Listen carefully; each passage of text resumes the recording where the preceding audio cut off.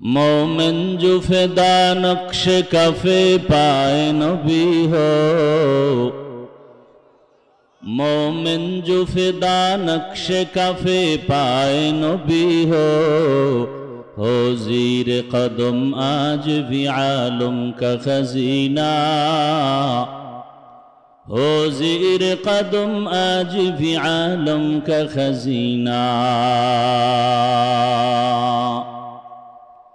गर सुन्नत नबवी की करे पैरवी उम्मत, गर सुन्नत नबवी की करे पैरवी उम्मत, तूफान से निकल जाएगा फिर इसका सफीना, तूफान से निकल जाएगा फिर इसका सफीना। आशिक हो बिरादर शहंशाह दो आलम, आशिक हो बिरादर शहंशाह दो आलम, मिश्को से ज़ियादा मुबारक जिसका पसीना, मिश्को से ज़ियादा मुबारक जिसका पसीना।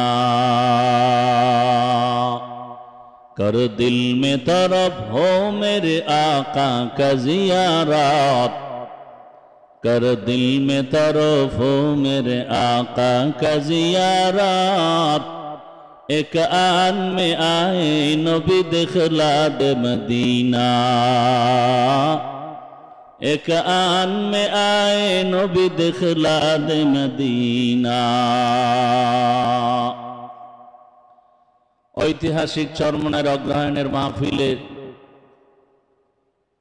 সারা দেশ থেকে আগত আল্লাহ পাকের আশিকিন, জাকিরিন, শাকিরিন, মুহিব্বিন,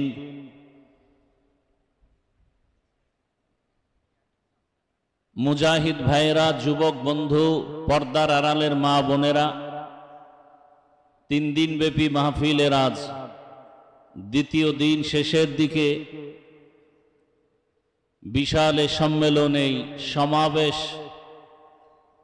এ মাহফিলের মধ্যমণি হযরত পীর সাহেব হুজুর চরমনাই দামাত বারাকাতুহুম, নায়েবে আমিরুল মুজাহিদিন দামাত বারাকাতুহুম সহ দেশ বরেণ্য উলামায়ে কেরাম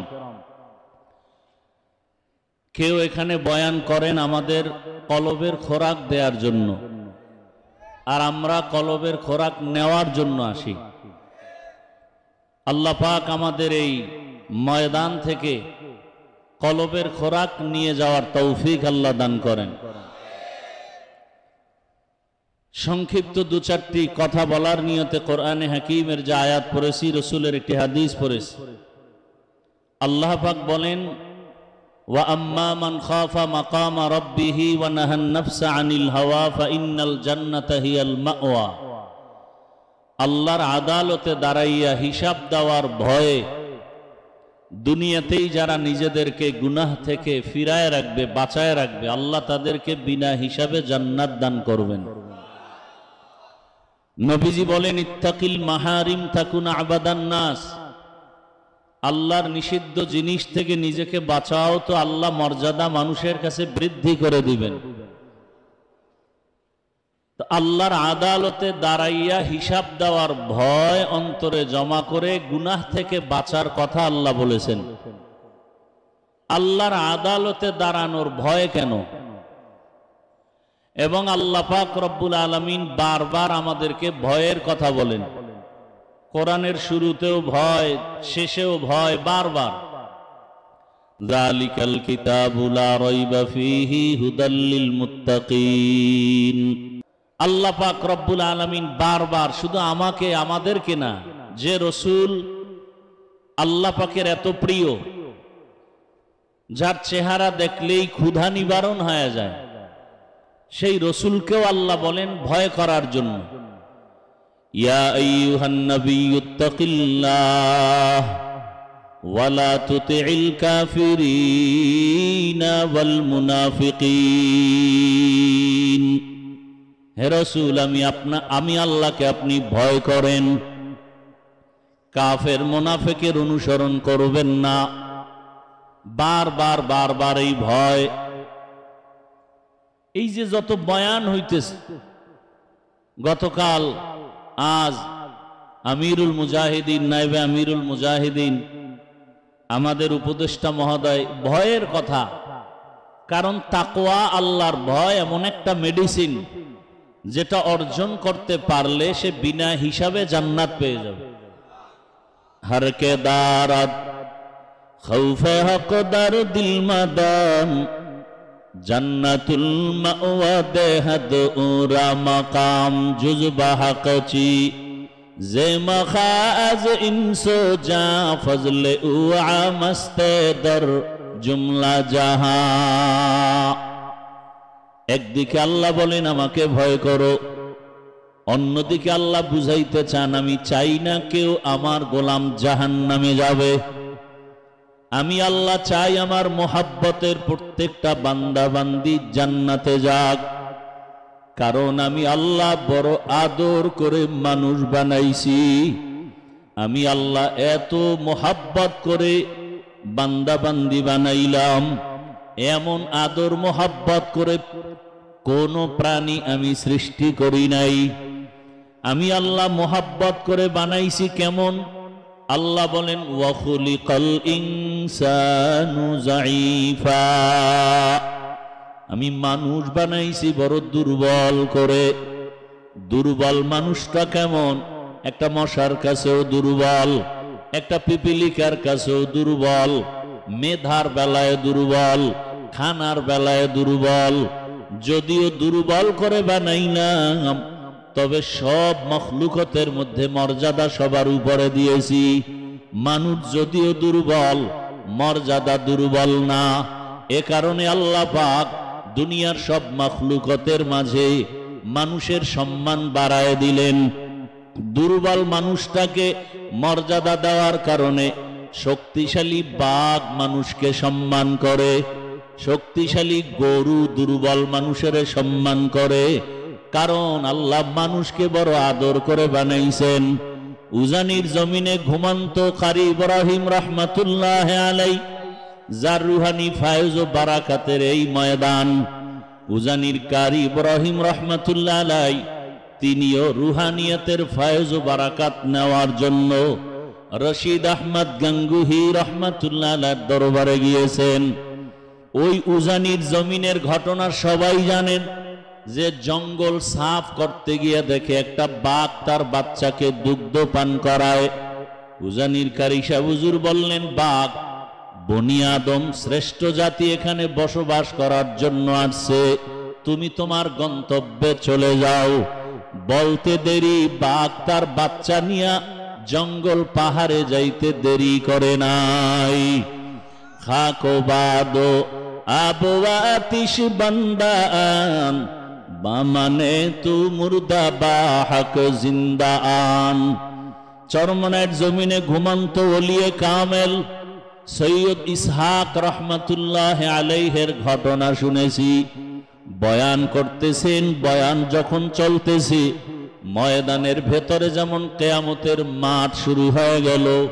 গলা কাটা মুরগির মতো মানুষ কান্না করে। একজনে বলে বয়ান বুঝি না।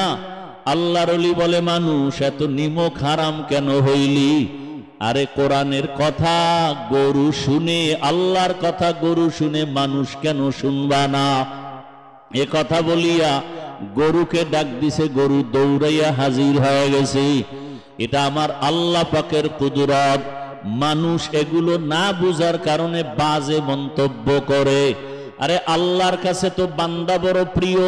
আল্লাহ পাক যাকে বেশি মোহাব্বত করেন, সারা দুনিয়ার সব মখলুক তার গোলাম বানায়া দেন। আল্লাহ পাক তার নবীকে পর্যন্ত বলেন আমাকে ভয় করেন, ভয় করিয়া গুনাহ থেকে নিজেকে বাঁচান। রহমতের নবীকেও তাকওয়ার কথা বললেন, সারা দুনিয়ার মানুষকে বললেন গুনাহ থেকে নিজেকে বাঁচাও, তবে বাঁচাবার জন্য লাগবে আল্লাহর ভয়। আল্লাহর আদালত তো বড় দয়াময়, আল্লাহ বড় দয়ার মালিক, কিন্তু আল্লাহ বারবার ভয়ের কথা বললেন কেন? বলে আল্লাহর আদালতটা হবে বড় ভয়ঙ্কর। আম্মা জান আয়েশা রাদিয়াল্লাহু আনহার কথা আমি প্রায় সময় বলি। একদিন তাকায় দেখে রহমতের নবী ঘরের হুজরার মধ্যে বসে কান্না করেন। আম্মা জান আয়েশা রাদিয়াল্লাহু আনহা বলেন, ইয়া রাসূলুল্লাহ, আপনি কান্না করেন কেন? রহমতের নবী বলেন, হ্যাঁ আয়েশা, আমার জীবনে দুইটা কথা মনে পড়লে বেশি কান্না করি। একটা হলো আমার দুঃখের জীবনের সময় আমার আপন বলতে কেউ ছিল না, আর একটা সময়ের কথা মনে পড়ে হাসরের মাঠ, যেদিন আল্লাহর আদালত কায়েম হয়ে যাবে, এ জমিনটা পুরা হবে হাসরের মাঠ, আর মক্কার পার্শ্বে আরাফার ময়দান হবে আল্লাহর আদালত। আল্লাহর নবী বলেন, ওই দিন সমস্ত মানুষগুলো উলঙ্গ দাঁড়াবে। আম্মা জান আয়েশা বলেন, মানুষ কি লজ্জা পাবে না? নারীদের দিকে তাকাবে, লজ্জা হবে না? আল্লাহর নবী বলেন, ও আয়েশা, হাসরের মাঠ এতটা ভয়ঙ্কর হবে, কেউ কারো দিকে তাকাবার পর্যন্ত হুঁশ হবে না, এত ভয়ঙ্কর হবে হাসরের মাঠ। মানুষগুলো পাগলের মতো দৌড়াদৌড়ি করবে, সূর্যটা মাথার উপরে নেমে আসবে, ওদিকে জাহান্নামের চিৎকারের আওয়াজ, সূর্যের গরমে মাটির জমিনটা তামা হয়ে যাবে, ওদিকে জাহান্নামের আওয়াজে হাসরের ময়দানটা থর থর করে কেঁপে উঠবে। আমার আল্লাহর নবী বলেন, আবার আল্লাহ তখন রাগ হয়ে যাবেন। আমার আল্লাহ তখন দয়াময়ের সূরত পাল্টাইয়া আল্লাহ পাক রাগান্বিত আওয়াজ দিবেন, এমন এক ভয়ঙ্কর আওয়াজ, লিমানিল মুলকুল ইয়াউম লিল্লাহিল ওয়াহিদিল কাহ্হার। আল্লাহ পাকের কুদরতি আওয়াজে হাসরের ময়দানটা থরথর করে কেঁপে উঠবে, ওদিকে জাহান্নামের আওয়াজ, জাহান্নাম চিল্লাইতে থাকবে আর বলবে, আল্লাহ গুনাহগার গুলো কোথায়? গুনাহগার গুলো আমার পেটে দাও, আমার পেটে ক্ষুধা। আল্লাহ বলবেন, ফেরেশতারা জাহান্নামকে ফিরায় রাখো, জাহান্নাম যদি সামনে আগায় বিচার করা সম্ভব হবে না। 70,000 শিকল লাগাইয়া জাহান্নামকে ধরিয়াও রাখতে পারবে না, উম্মতেরা পাগলের মতো দৌড়াবে। এই অবস্থা দেখে নবী বলেন, সব নবীদের কান্নার আওয়াজ। আদম নবী কাঁদবেন নিজের চিন্তা পেরেশানি, মুসা নবী কাঁদবেন, ঈসা নবী কান্না করবেন। এমন এক পরিস্থিতি হবে, উম্মতেরা পাগলের মতো নবীদের কাছে গিয়া বিমুখ হয়ে যাবে। সর্বশেষ উম্মতেরা গরম সহ্য করতে পারবে না, তালাশ করবে, আখিরি নবী কোথায়? আল্লাহর নবী কথা বলার পরে আম্মা জান বলেন, নবী আপনাকে কোথায় পাওয়া যাবে? উম্মতেরা কোথায় পাবে? আম্মা জানকে নবী বলেন, আয়েশা, ওই হাসরের কঠিন সময় আমি মাকামে মাহমুদে রবের দরবারে সিজদায় পড়ে কান্না করব। মুসা নবী কাঁদবেন নিজের ফিকিরে, উম্মতের চিন্তা নাই। ঈসা নবী কাঁদবেন, উম্মতের চিন্তা নাই। আর আমি মুহাম্মদ সিজদায় পড়ে কান্না করব, একবারও নিজের চিন্তা করব না। বারবার বলবো, আমার উম্মত, ও আল্লাহ, আমার উম্মতের বাঁচাও, আমার একটা উম্মত যেন জাহান্নামের আগুনে না যায়, কারণ আমার উম্মত জাহান্নামের আগুন সহ্য করতে পারবে না।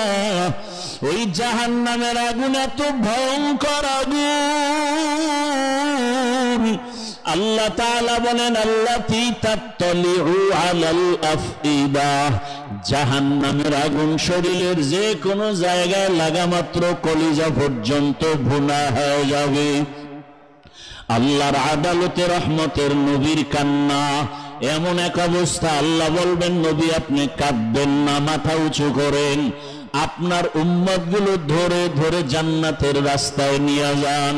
আল্লাহর নবী বলেন, তখন আমি মনের আনন্দে আমার উম্মতগুলো ধরে ধরে আমি জাহান্নাম থেকে বাঁচায় জান্নাতের পথে হাউজে কাউসারের কিনারায় নিব।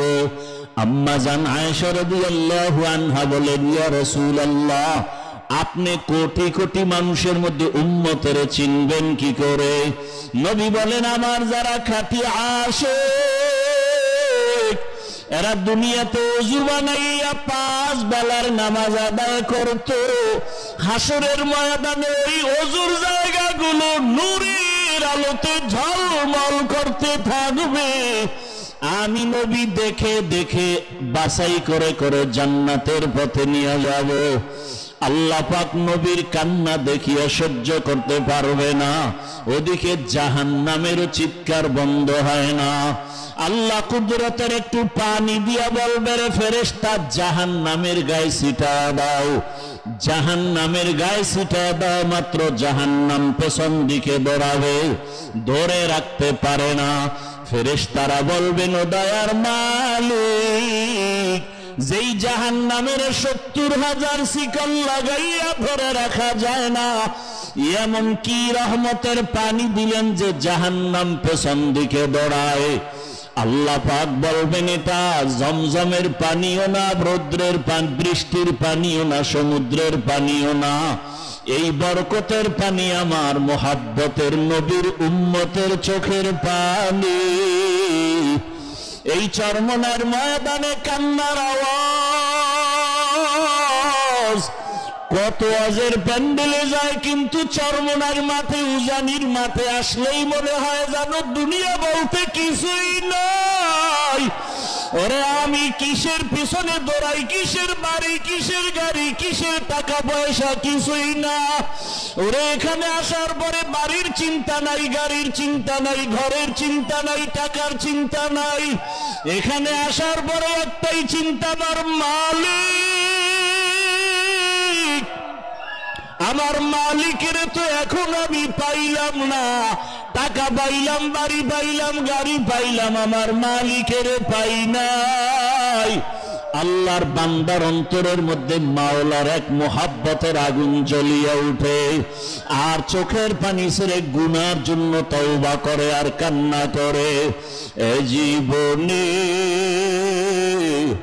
না করিলাম বান্দেগি, গুনাহ করে কাটাইলাম জিন্দেগি, গুনাহ করে কাটাইলাম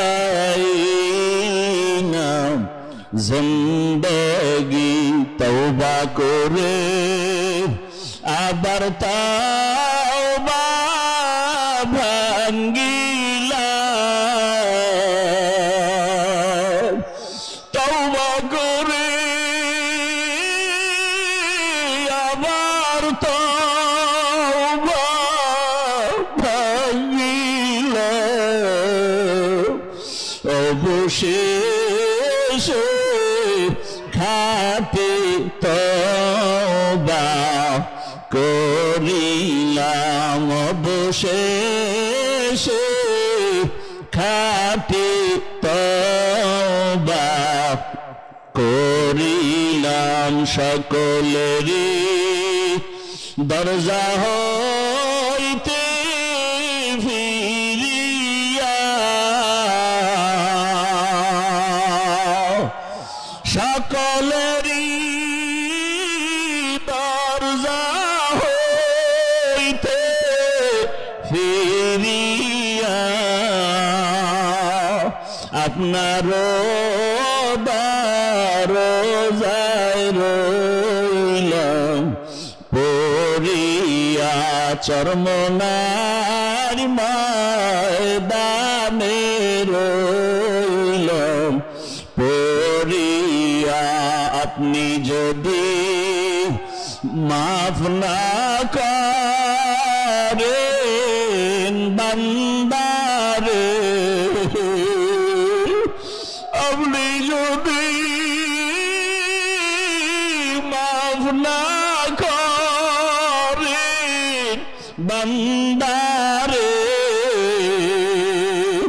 বলেন আপনার বান্দা যাবে কারবারে, বলেন আপনার বান্দা যাবে কার দ্বারে গুনাহ করেছি আর তবু না করব না গুনাহ করেছি আর তবু না করব না দয়া করে মাফ করে দেন রব্বানা দয়া করে মাফ করে দেন রব্বানা। আয় আল্লাহ এই ময়দান থেকে কাউকে খালি ফিরাইয়া দিবেন না। আয় আল্লাহ গুণমুক্ত জীবন দান করেন। আয় আল্লাহ আপনার খাস ওলিদের বন্ধু হইয়া কলবের খোরাক নিয়ে বিদায় হওয়ার তৌফিক দান করেন। আল্লাহ আমাদের সবাইকে কবুল করেন। দোয়া চাই আল্লাহ পাক ইখলাসের সাথে খেদমতের জন্য কবুল করেন।